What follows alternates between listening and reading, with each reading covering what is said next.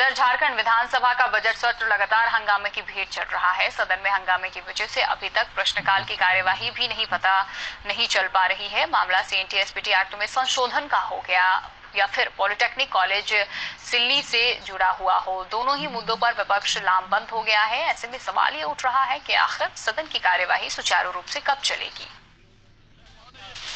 ये तस्वीरें विधानसभा के अंदर की हैं। सदन में हंगामा जारी है।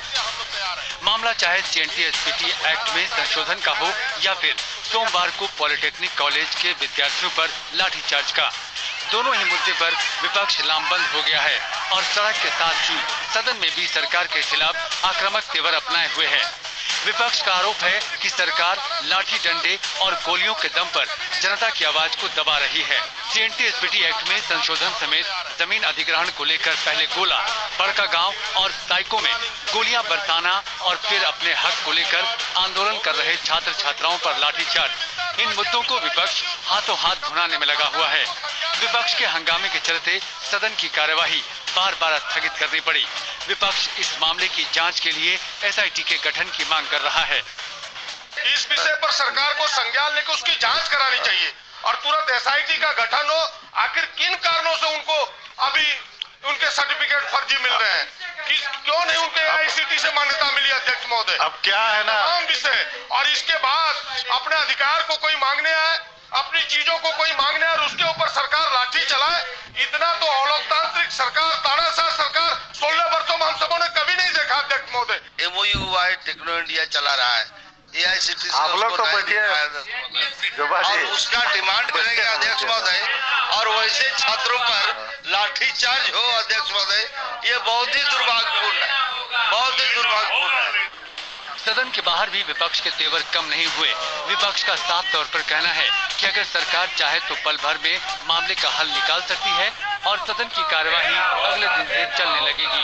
तो दूसरी तरफ सरकार सदन नहीं चल पाने का ठीकरा विपक्ष पर फोड़ रही है।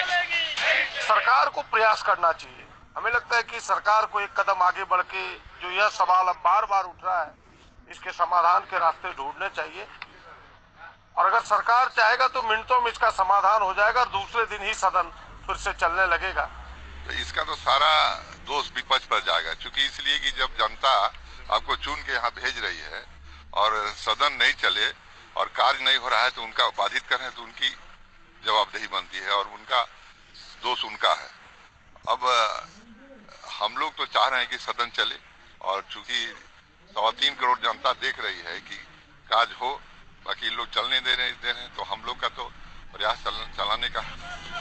सत्ता पक्ष और विपक्ष दोनों ही राजनीतिक रोटियां सेकने में मशगूल हैं और नुकसान राज्य की जनता का हो रहा है।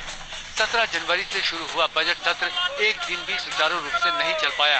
ऐसे में सदन में गतिरोध कब तक चलेगा, इस पर सस्पेंस बना हुआ है। झारखंड में विधानसभा का बजट सत्र चल रहा है, लेकिन सदन सुचारू रूप से कब चलेगा ये एक सस्पेंस है। अब इस सस्पेंस के क्लाइमेक्स का इंतजार राज्य के 3.25 करोड़ जनता को रहेगा, जिनकी जन आकांक्षाएं लोकतंत्र के इस मंदिर से जुड़ी हुई है। समय के लिए रांची से कैमरामैन शैलेश के साथ सत्यजीत कुमार।